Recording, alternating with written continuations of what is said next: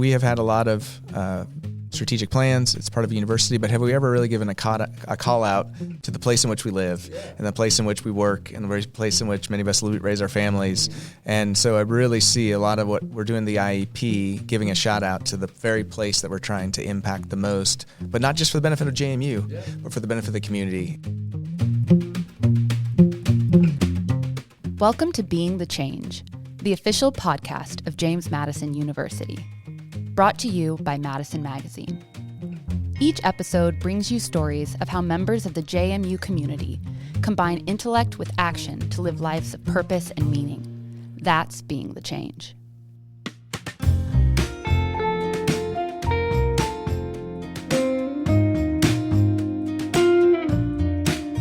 What's up, JMU? Andy Perrine here. Welcome to Being the Change. In this episode, we're going to be discussing yet another milestone in the university's evolution as a research institution.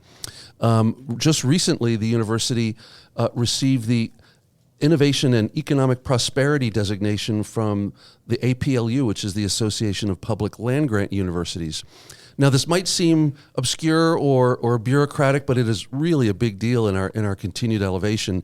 You know, we became a research institution as designated by Carnegie in 2022, and that allowed us to join the Association for Public Land-Grant Universities, which is the association to which all the big research institutions belong.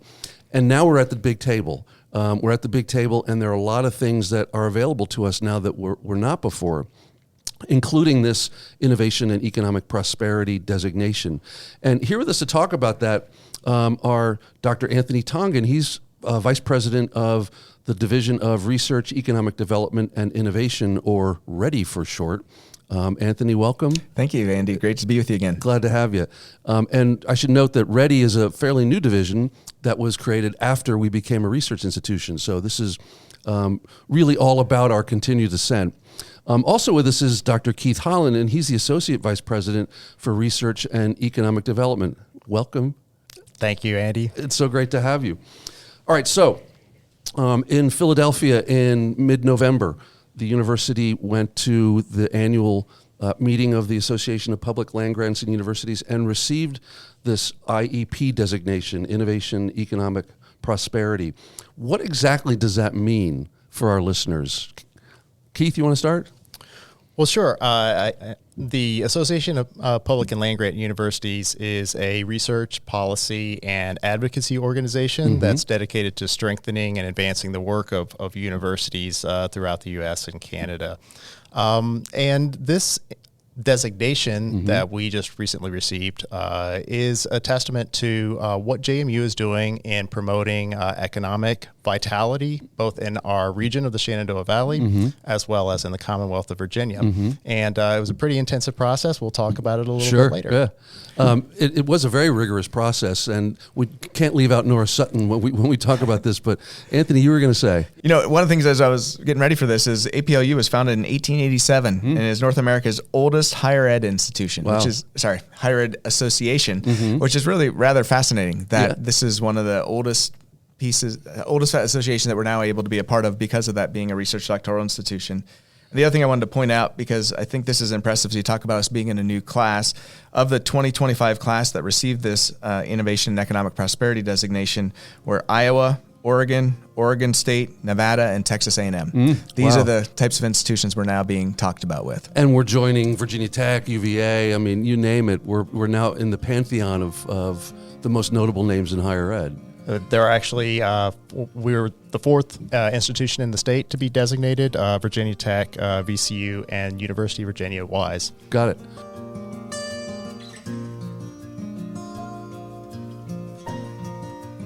You mentioned the process, Keith, and its rigor. What did we have to go through to achieve the IEP designation? Well, this process really started, Andy, I think you were there. I was back there. in 2018, yes. Right, when a committee was convened at the university to really sort of discuss and analyze how we are having an economic impact.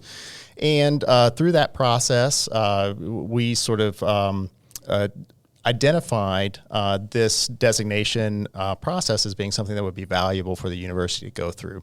So we started this really about 4 years ago, and the process involves a fairly lengthy data collection effort. So we used the resources that were associated with being a part of this APLU IEP cohort to help us devise data collection mechanisms, to develop the surveys, and understand really how we're going to talk about that with our constituents and stakeholders. So we put together these surveys. We interviewed over 400 alumni, students, employees at the university, and regional and Commonwealth partners.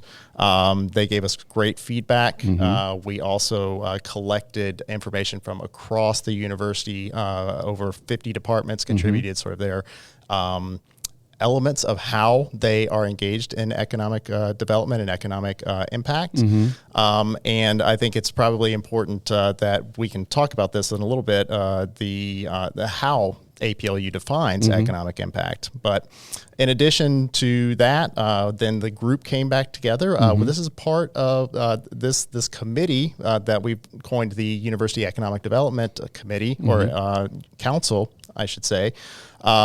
Took all of that information, came back and sort of distilled it into what are the great things, what are the 3 major achievements, and then I think most importantly, we compiled a strategic plan. So not only where are we right now, but where are we planning to head in the next 5 to 10 years in terms of having an impact? Well, you know, as a member of the that committee, I was absolutely mind blown and impressed by the spreadsheet that Nora Sutton had gathered about all the places that were involved with talent, innovation, and place. I mean, it was stunning. I was so proud of us when I saw it. Can you describe that data collection and what it reflected? Oh, sure. And yes, I have to give a huge shout out to my colleague Nora Sutton, who really sort of orchestrated all of this.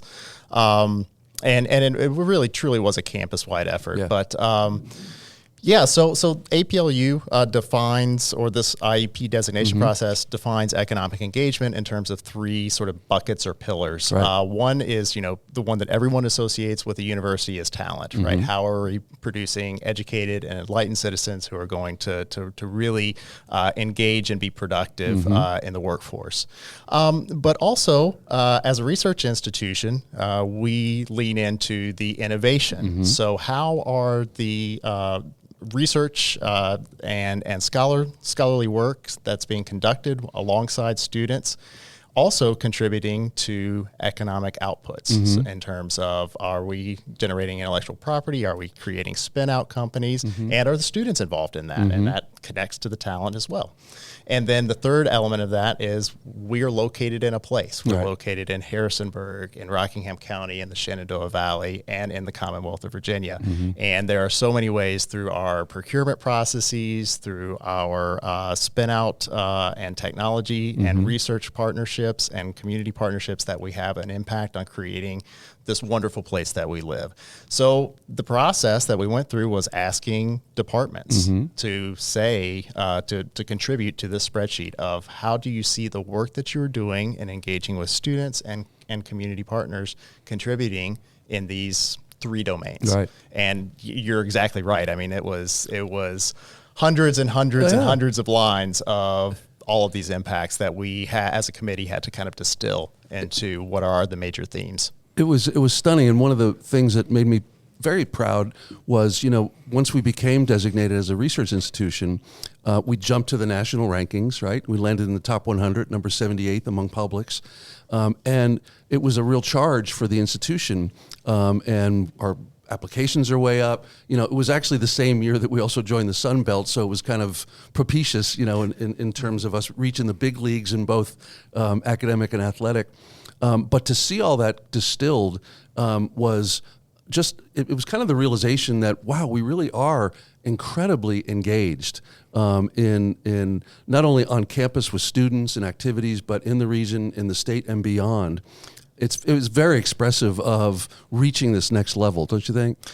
I agree. And I think the other place that I found tremendous value from it was, and I think is what the intention of the IEP process was getting all of the divisions and representatives from all of the divisions of the university together to have these conversations around how they are all engaged in this. We have representatives from athletics, and we have representatives from procurement, and we are talking about all of the ways that we have impact, so we're not just thinking of it from one of these lenses.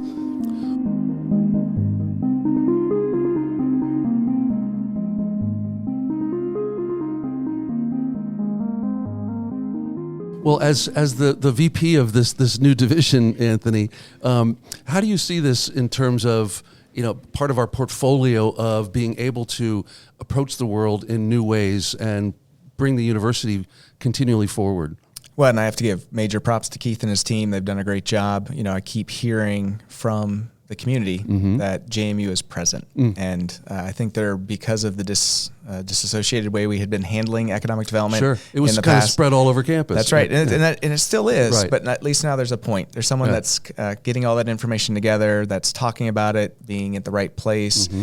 And there's a benefit to that. We are here. There's I like to say there's a tripartite, if you will, goal of the university: teaching, research, and service. And a lot of that service, because of where you're located, that community in which you live, and that's where you really need to make an impact. And I think that the spreadsheet we've talked about, it really demonstrated that. We were already doing it, and there are ways to do it better as we, of course, get on the same page and we try to not row in different directions, but actually all row in the same direction. Well, as a member of that group, when I got a copy of the spreadsheet, I immediately gave it to my staff and said, "This is a wonderful source for coming up with new content for the magazine, for the website, for the podcast." I mean, it's unbelievable the amount of places that were involved.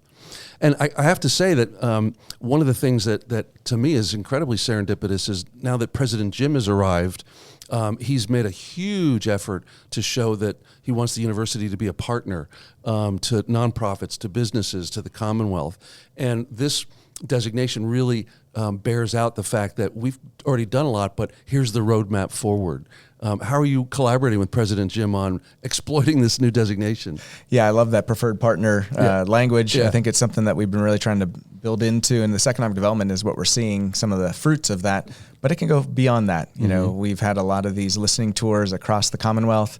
I think of us up in DC and Northern Virginia last week, and just getting a great response. People are eager to partner. They see JMU as that type of institution. It was really nice a few weeks back, and one of the other Northern Virginia listening tours, I met with two companies, and we just received an NSF grant with one of them. And then the second one, we have a small business grant in the process, but it looks pretty positive for funding. Met with both those folks in the same day, and they said JMU was a great partner. Things were smooth. We made some late requests. JMU got it done. And I really think that resonates with the type of partner that President Jim wants. That's great. Well, JMU has been known for a long time to be a real generator of talent. How does the IEP designation now sort of add to that?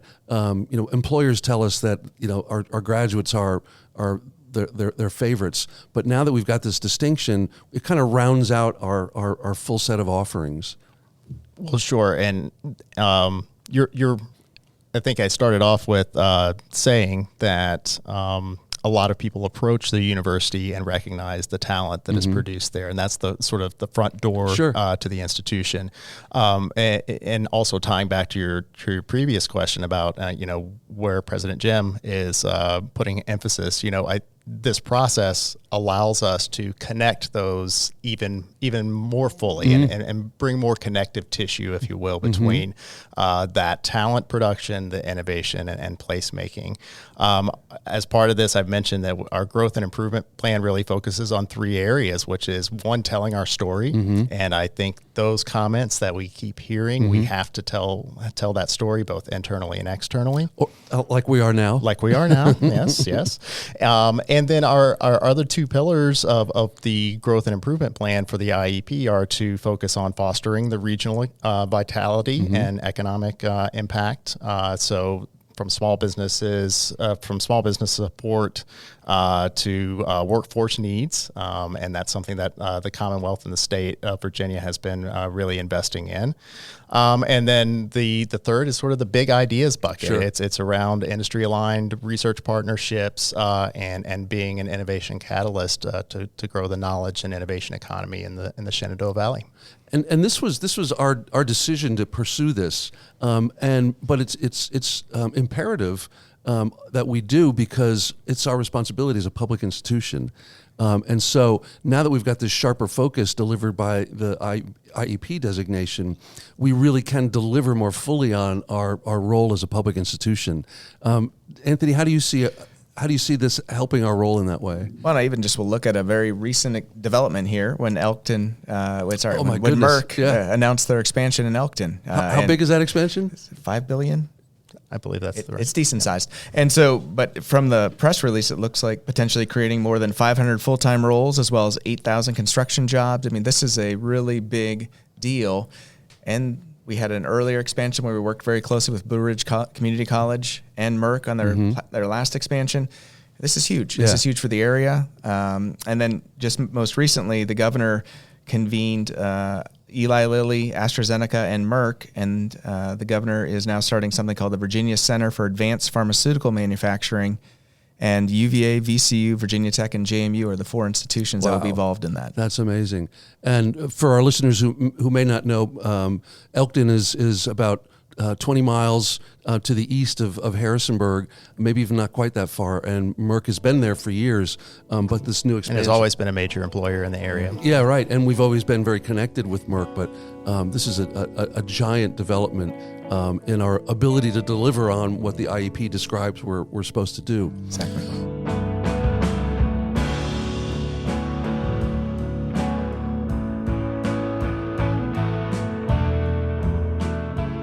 Well, now, how do you see this this new designation delivering on our desire to engage our students, engage our faculty in research, engage the region in an even more fulsome way? One of the things we do kind of more in the region is the Go Virginia, which is part of the Commonwealth of Virginia's programs.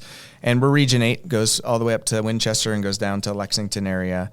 And I'm on the council, Region 8 Council, and we are really trying to incentivize collaboration between business, education, and local government. Right. And so this IEP designation, in a lot of ways, is exactly what we're trying to do. What does those partnerships look like? They are intentional, and they are for the good of the region. Right. JMU is often involved. Our students are involved. A lot of times our faculty are involved.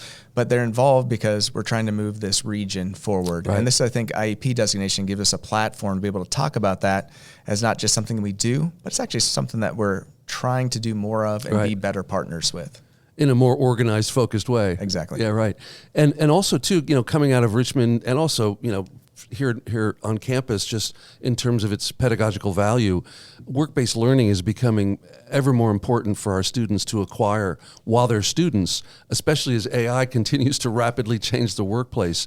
How will this new designation open doors for us to be able to provide more opportunities for work-based learning? Well, we've already been involved with that at the state level. Right. I think you've had a conversation with Mary Sullivan. Yes, she's been on the podcast. Yes, and so to that end, she has been coordinating a regional effort where we're partnering with all of the educational institutions, all 12 of the educational institutions in the region to ask some of these questions, or how do we get a greater participation and enhance opportunities for our small regional businesses as well as our large businesses to provide those work-based learning experiences. But, research, I think, is an opportunity to provide those work-based learning experiences as well. And they don't even have to leave campus. Exactly. And there are ways that, and I think, again, part of the designation is to recognize that the true value lies in the intersection of all three of the talent, the innovation, and the place.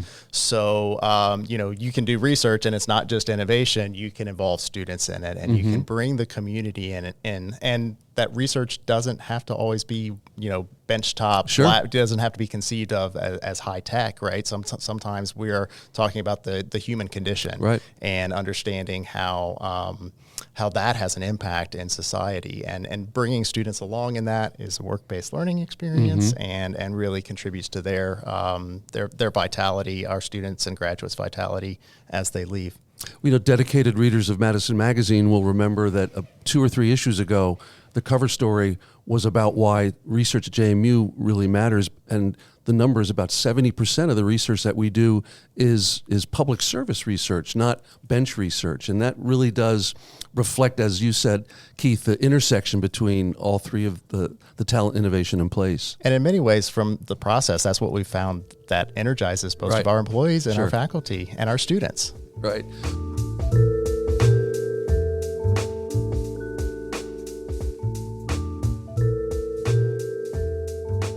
One of the things that folks are very curious about is all of this evolution. How do we maintain our spirit of student focus, personal education, closeness of faculty and students? How do we maintain that essence, which everybody believes is part of our secret sauce, while all of this new activity is happening? Yeah, I see it definitely as being additive. I don't see it as being the opposite. Right. As a mathematician, it's weird to say subtractive. It's probably not a word. But I think there's a great opportunity to do this. And as we talk about even kind of internships and the work-based learning piece, one of the really interesting things was about 26% of all summer interns through this VTOP program that Mary Sullivan runs. VTOP stands for? Virginia Talent Plus Opportunity Partnership. Yeah. That's it. Or something. But about 26% of the students that participated in that program this summer were from Region 8. We are not the biggest region, right? But we are the ones that are most connecting That's our amazing. students to the corporations in the area. And as I think about how we impact community, those students being in those jobs, they're now looking at potentially being in the Valley longer term through a different lens. Right. And I was talking with someone recently, and they were, looking at jobs, and they were offered a salary in Harrisonburg and a salary in Northern Virginia, and they were different salaries. Sure. But I don't think our students often understand the delta that's there can often be made up in things that they'll never get back. The quality of life. The more that we can bring those students into those corporations, they have that relationship, they're more likely to stay and impact this area. Many students have a great experience here. That's exactly how you started the question. Yeah. And they wouldn't mind staying here. Sure. But where are the opportunities? And I think part of this whole ecosystem we're trying to build, including the work-based learning experiences or internships, is how do we keep that talent here? How do we get that really enthusiastic entrepreneurial spirit to stay in the area and really start to continue to grow and make those connections? It's a virtuous cycle, potentially. Well, so now that we've got this designation, what's next? Keith? Well, now we need to implement the plan, right? So this matches really well with where we're at as a university. President Jim is building out the new strategic plan, and as we get this designation, that certainly emphasizes our economic and engagement and impact in that space. So I'm certain it's going to be one of the 4 big pillars of the strategic plan, and this can fit right into that pillar. We have a roadmap, right? Yeah, The University Economic Development Council and applying for this designation has a roadmap of how we're going to enhance internal communications and build the systems to support this continued growth. And a lot of it is in that messaging of this is how we're going to speak about it and how we're going to move things forward. So one could say that when the new strategic plan is formulated, the university is ready.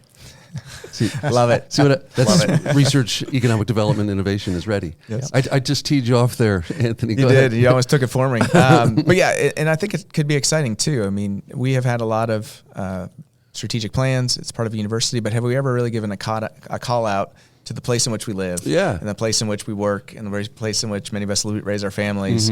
And so I really see a lot of what we're doing, the IEP, giving a shout out to the very place that we're trying to impact the most, but not just for the benefit of JMU, but for the benefit of the community. And I think this is a signal that it's not just something that we talk about doing, but it's important to us.